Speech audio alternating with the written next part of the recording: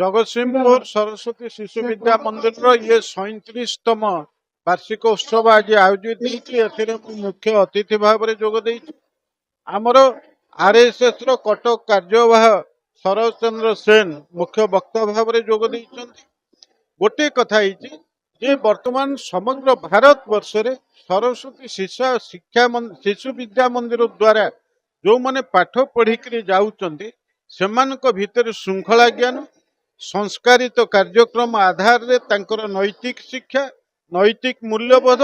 एवं देश मातृकार सेवा करिया पई जो मानसिकता तैयारी करा जाउची सेथिरे सरस्वती शिशु मंदिर रे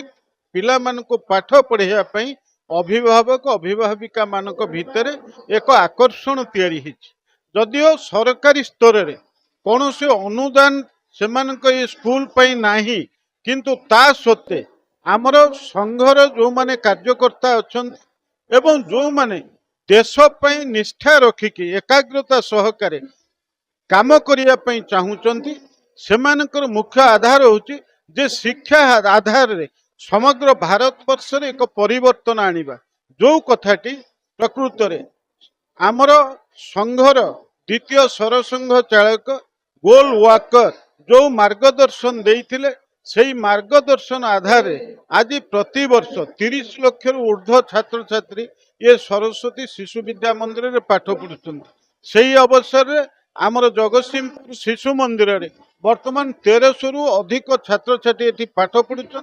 यही विद्या मंदिर रो अनेक पिला जो माने प्रशासनिक अधिकारी ही पारिचंती इंजीनियर डाक्टर वैज्ञानिक ये सब पद पदवी आसीन होइचंती किंतु सबुठ बड़ कथा होची गोटे भल मनीषटी तैयारी करिवार जो लक्ष्य ये विद्या मंदिर